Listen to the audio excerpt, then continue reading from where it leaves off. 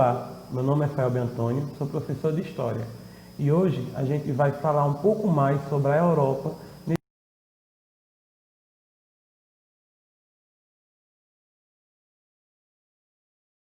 Bom dia, pessoal. Estamos aqui para mais uma aula remota ofertada pela Secretaria de Educação do município de Belo Jardim. A aula de hoje irá contemplar os alunos do 8º ano e da 4ª fase, modalidade EJA. A nossa aula de hoje vai falar sobre uma revolução bem polêmica, né? Que trouxe vários resultados, não só no mundo europeu, mas também aqui no Brasil, certo? E vamos falar hoje sobre a Revolução Francesa. Na aula anterior, a gente estudou as ideias iluministas. Lembram disso? Acredito que sim. E nós estávamos falando justamente sobre a questão do absolutismo total, né? O absolutismo dos reis. E naquela época ainda teve a questão dos déspotas, acho que vocês lembram, os déspotas que tentaram modificar a sua forma de governar para tentar retardar essas possíveis revoluções. Só que o famoso, né, Rei Luís foi um dos que nem deu cartaz à questão das novas ideias, né, as novas ideias liberais. E hoje, né, na aula de hoje, vocês vão aprender o que foi essa revolução, só que antes de aprendermos, né, e estudar os conceitos da revolução, nós teremos que entender o que estava acontecendo lá na França. Vamos lá. Revolução Francesa, é o início também da Idade Contemporânea. A Revolução Francesa traz aí a revolução da burguesia, né? Que no caso a maior população estava concentrada no terceiro estado, que é esse que a gente vai estudar também. A sociedade estava dividida em 3 ordens, assim como da aula anterior, né? E gerou o quê? O absolutismo parasitário do rei Luís, né? Que ele não queria de forma alguma se adaptar às novas ideias, e daí gerou a queda do absolutismo total. É o que nós vamos acontecer, né? Ó, lá na França estava acontecendo um movimento, né? No caso, os burgueses, né? Eles já estavam cansados de estar pagando todo o luxo, né, do clero e da realeza. Eles começaram a fazer grandes movimentos. Só que naquela época a França estava passando por como é que eu posso dizer, uma situação, uma crise econômica muito grande. A França vinha de batalhas de guerras, onde ela perdeu várias dessas guerras, nessas batalhas ela perdeu. E aí se gerou uma crise econômica muito grande. Essa desigualdade social a gente acompanha aí nessa imagem, né? A gente pode observar aí, ó, um camponês, vamos pensar dessa forma, ou um burguês, né, carregando nas suas costas o clero e a realeza. Ou seja, nesse tempo se pagava todo o luxo, tanto do clero como da realeza. A França estava vivendo um antigo regime nessa época, e o rei tinha todo o poder. Ele era um governo que estava passando por uma crise gravíssima. E o clero e a nobreza, que não pagavam impostos, fez com que essa crise, né, aumentasse gradativamente. E com isso, gente, veio a fome, né? A fome. O povo estava passando uma fome miseravelmente e não tinha condições nenhuma de continuar daquele jeito. É aí onde a gente vai compreender aqui, né, na pirâmide social. Vocês podem ver aí, ó, lá em cima, no clero, né, tinha 1%. A nobreza estava concentrada em 2% da população. E no terceiro estado estava a burguesia, 97%. Aí, do lado assim, a gente pode observar, né? Eles tinham cargos, tinham terras, privilégio, e eles eram isentos de pagar os impostos. Já no terceiro estado estava a burguesia, os camponeses e os sans coletores, ou culottes, que no caso essas pessoas eram obrigados a pagar esses impostos, sendo que né? Quando eles não tinham como pagar esses impostos, né? A realeza iam nas fazendas, nas propriedades deles e levavam qualquer coisa que ele tivesse. E aí, um exemplo, né? Se tivesse comida, o rei saqueava a comida desses camponeses, né? E da burguesia. Era uma situação complicada em que o povo estava totalmente descontente com o governo do rei. E a gente vai acompanhar aí no organograma, né? No século XVIII, os privilégios, olha, clero e nobreza. E os não privilegiados, como sempre, né? A maioria do povo. E o que é que eu quero dizer com isso? Vamos lá? Qual foram as causas dessa Revolução Francesa? Primeira coisa, a crise econômica. A concorrência com os produtos ingleses e a interferência do Estado prejudicando a economia. Ou seja, a igreja, ela participava juntamente com o rei. Ela intervia nas decisões do Estado. Mas a população, ela não podia participar de decisão nenhuma. E o que gerou essa crise? Foi a crise social. O problema do abastecimento que gerou a fome na população, 88 dos franceses. Uma profunda desigualdade social e a violência do Estado. Daí, né, surgem também as ideias do iluminismo, que influenciou muito na Revolução Francesa. Liberdade, fraternidade, né, são temas que vêm lá dos iluministas e que foram aplicados aqui na Revolução Francesa. E o que foi isso aí, ó? O estopim da Revolução Francesa. Aconteceu no mês de maio de 1789. A gente pode observar aí nesse slide, né? Dizia assim, ó. O primeiro estado tinha 291 deputados. O segundo estado tinha 270 deputados. E o terceiro estado, 578 deputados. Que estava concentrada aí, né, a pressão do povo, a pressão de mudar essa situação. Porque o que acontecia nas eleições? O voto era por estado. Então, o primeiro estado teria um voto, o segundo 2 votos contra um, que era do terceiro estado. Ou seja, não existia o voto por cabeça. E o que acontecia aí? Sempre o primeiro e o segundo estado venciam e criavam as famosas leis, impostos, onde a população era obrigada a pagar, a população do terceiro estado. É aí onde entra a burguesia, né?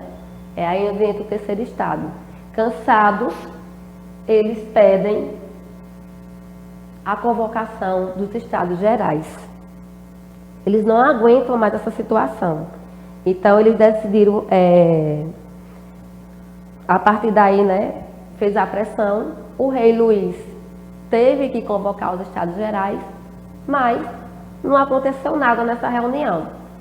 Chamou os representantes do terceiro estado, né, do povo, que eram os burgueses, que aí a gente vai conhecer também os grupos políticos que nessa época já faziam parte como representantes do terceiro estado.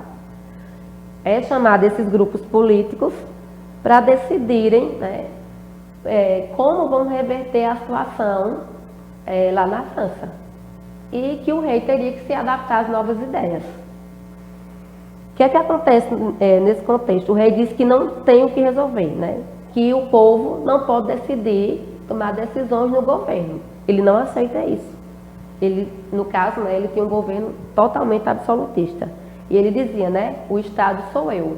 Essa frase, ela mostra claramente que o rei, né, não queria de forma alguma perder o poder absolutista. E aí a gente vai estar observando nesse outro slide aí, né, a população já fazendo os movimentos para tentar mudar. E eles conseguem. Né? Daí eles decidiram formar uma chamada Assembleia Constituinte. E através dessa Assembleia Constituinte, eles começam a fazer um grande movimento. É onde a gente vai passar a conhecer, né, e ver que a partir desse movimento, o rei Luís, ele vai perdendo o seu controle.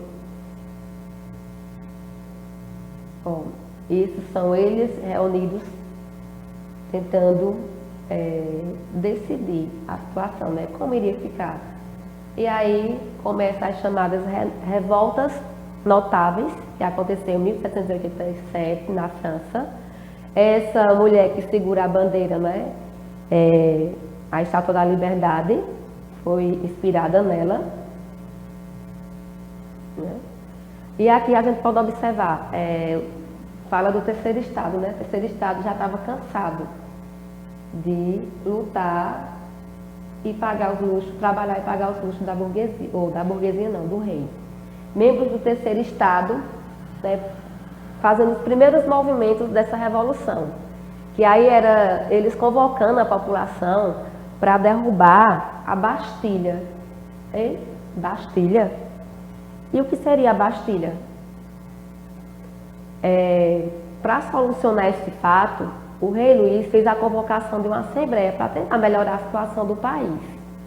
Porém, o terceiro estado fez a pressão para os votos serem feitos por deputados e não por estado. Dessa forma, o rei perderia os votos. Se sentindo ameaçado, o rei Luís fechou a assembleia, o que causou muita revolta entre os burgueses e camponeses, que decidiram construir a sua própria Assembleia Nacional Constituinte na Revolução Francesa. E aí vem a queda, né, o começo da queda do absolutismo. O rei não tinha mais como sustentar. O povo sabia que na Bastilha tinha armamentos e apenas 7 presos lá. Que lá era a prisão, onde os reis colocavam, né, as pessoas que ele queria punir e que era contra as suas ideias absolutistas. Então o povo corre para a Bastilha e derruba, saqueiam as armas, né, e começam a lutar contra a realeza. E foi aí que começou a primeira queda do rei Luís. A gente pode observar aí na outra imagem que mostra, né, o povo, a burguesia, sem medo, lutando em prol de uma liberdade. No dia 14 de julho, a Bastilha abrigava apenas 7 prisioneiros.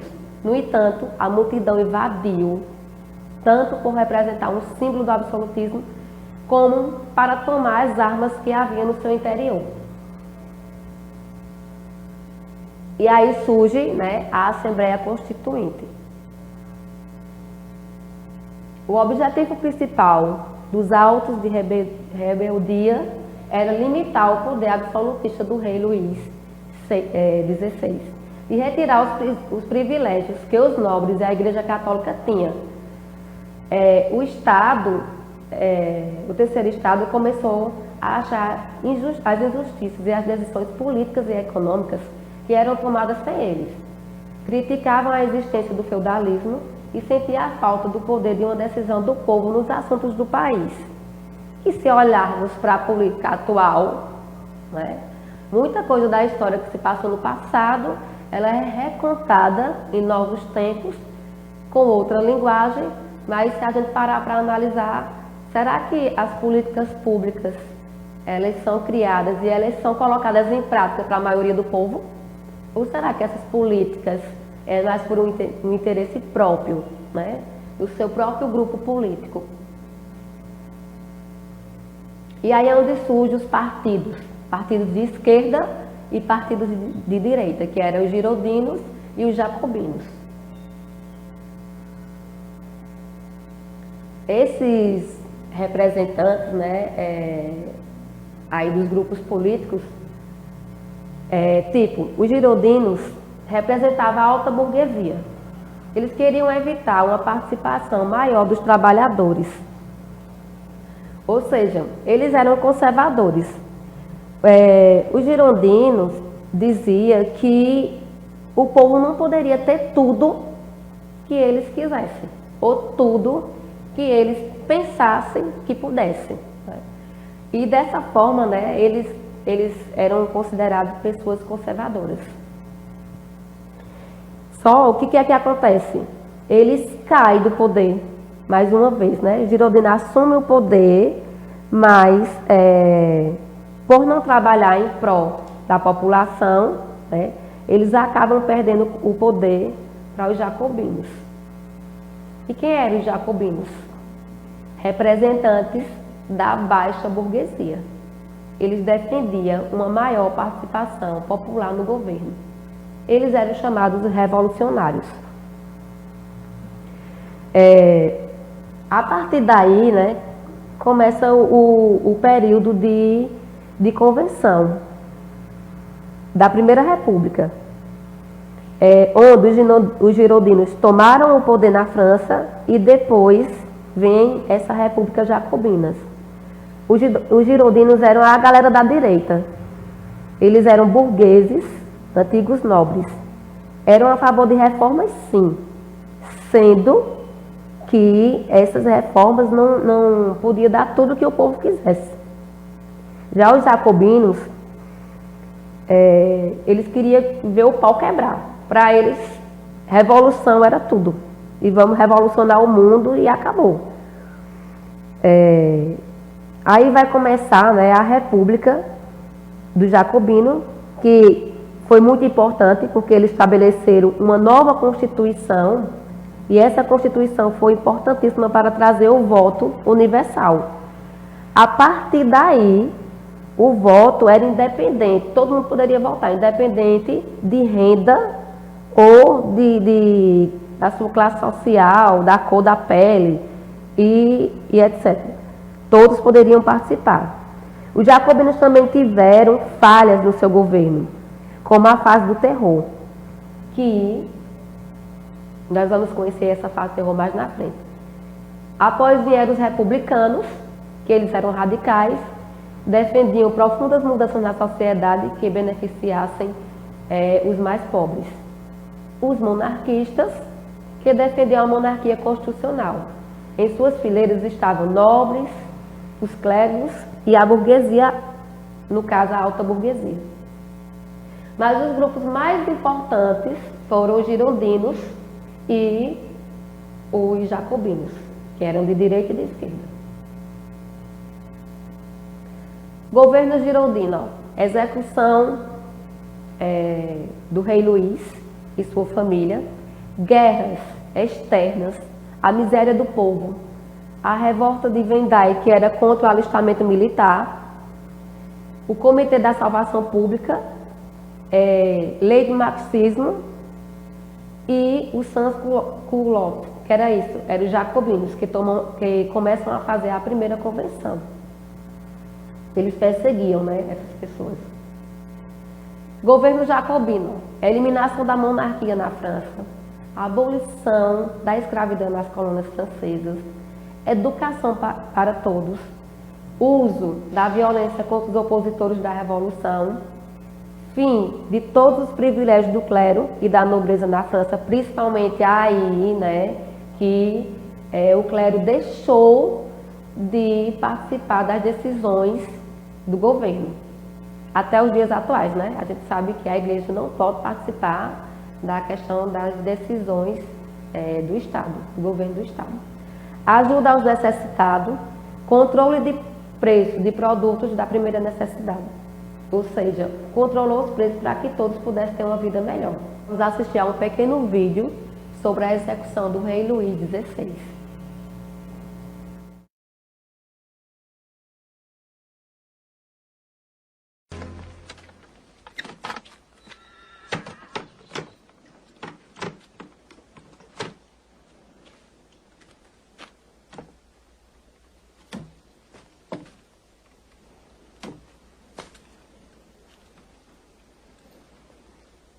Citoyen, dites-moi ce que je dois faire, monsieur. Il faut enlever votre redingote et votre cravate.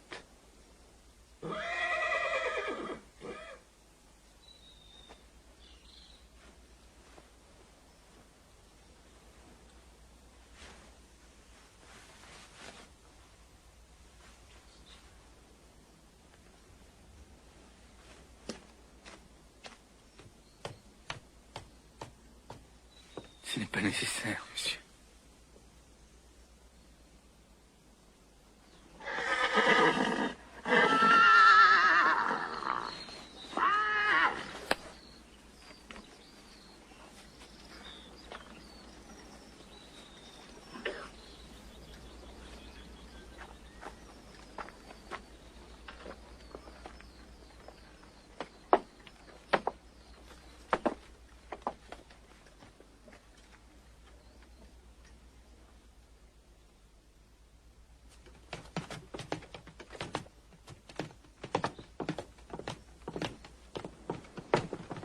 Je meurs, innocent de tous les crimes dont on m'accuse.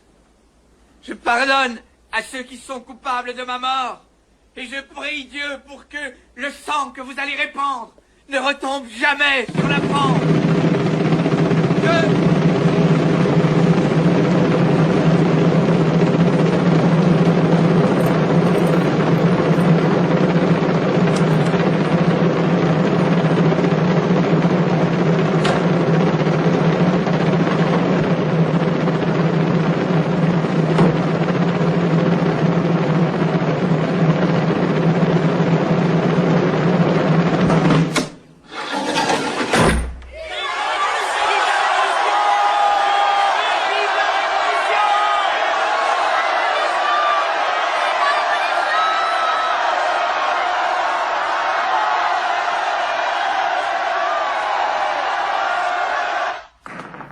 E aí, por que o rei Luís foi executado? Porque ele estava conspirando com outros países, né, para tentar retomar o poder na França. Coisa que praticamente já era impossível, porque o terceiro estado já tinha acordado e tinha feito as suas reivindicações. Com a melhoria de vida aos poucos dessa população dos camponeses, o rei Luís praticamente não tinha mais como reverter a situação e trazer o absolutismo total, né, para o seu governo. Ou seja, ele foi capturado e foi levado em praça pública, como vocês acompanharam aí a execução dele, né? Foi a chamada também fase do terror. Não só o rei Luís foi assassinado, não. Várias outras pessoas que eram contra o governo dos jacobinos, né, fosse contra essa revolução, eram consideradas pessoas contra o governo, e assim eles eram executados. O principal líder, né, era Robespierre, certo? Ele ficou meio paranoico. Todo mundo que questionava o governo dele já era considerado uma pessoa que necessitava ser capturada e executada. Então, várias centenas de pessoas chegaram a morrer. E daí a gente fica se questionando, sim, mas se o governo jacobino trouxe tantas coisas boas para a população, por que ele perdeu o poder novamente? Ele perdeu justamente o poder por conta dessa fase do terror. Acompanhe o slide, pessoal. Fase do terror, também conhecida como Revolução Popular, é a fase radical ou simplesmente terror. Foi a fase da Revolução Francesa mais violenta e radical, liderada pelos jacobinos, né, e pelo líder deles, que era Robespierre, pequenos comerciantes e profissionais liberais, e com grande participação da camada mais pobre da população. Durou de 1792 a 1794. E aí era o lugar onde as pessoas eram executadas em praça pública. Era uma forma também de intimidar as pessoas para que não viesse radicalizar o governo, né, dos jacobinos. A gente está acompanhando aí as mortes e vamos conhecer o famoso, né, Robespierre, que causou medo à população na França, né? Robespierre ficou conhecido mais claramente, né, como o líder da fase do terror. Quem fosse contra o seu governo poderia ser executado a qualquer momento. Robespierre foi capturado, né, e ele também foi levado à morte. Ele foi guilhotinado pelos seus próprios colegas, ou seja, pelas próprias pessoas do governo jacobino. Até porque quando as pessoas pararam para analisar, a qualquer momento Robespierre poderia matar qualquer um dos seus líderes ali. Era só uma forma de questionar essa situação e dizer assim, não concordo com o governo, né? E aí você já era considerado uma pessoa do contra o governo jacobino. O que é que essas revoluções traz para a gente, pessoal? De que forma isso, né, tem a ver com a vida da gente hoje em dia? Depois que Robespierre é assassinado, né, só para concluir aqui, em 1795 entra o período do Diretório, que vai ser a única fase da Revolução Francesa, quando os girondinos retornam ao poder e eles vão governar nesse período tranquilamente, até porque eles já tinham passado por uma fase de experiência. Quando eles foram para o poder, no primeiro governo, eles usaram da sua má fé e começaram a fazer coisas que não contentou o povo. E ali, né, já quando ele derruba Robespierre, né, cai, e eles retomam o poder, eles começam a seguir a Constituição. E a partir dessa Constituição que eles seguem, né, eles têm, como é que eu posso dizer? Tem todo um lado positivo no seu governo, ou seja, eles governam tranquilamente ali, na França.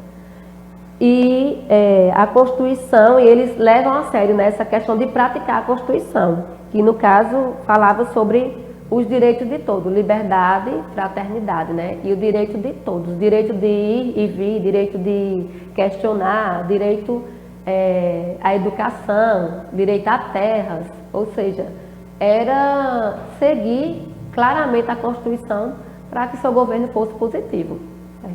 E hoje a gente traz para a vida real da gente, né? A gente sabe que a maioria da população, ela é quem elege os representantes e elas é quem vai fazer essas reivindicações, certo? Mas o que nós andamos acompanhando é que se a gente parar para olhar um pouquinho, né?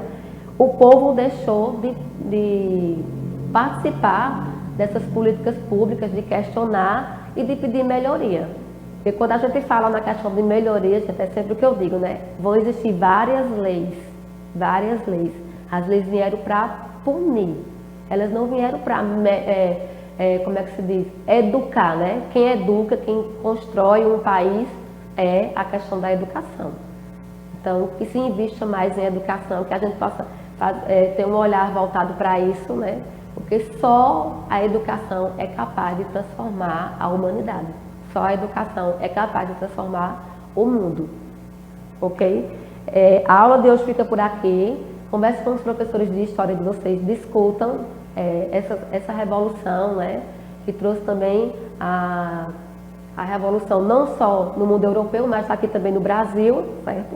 Converse com professores de vocês, façam um bom estudo, analisem, vejam os slides, façam leitura em casa e se puder, fiquem em casa, ok? Uma boa aula, gente, e até a próxima.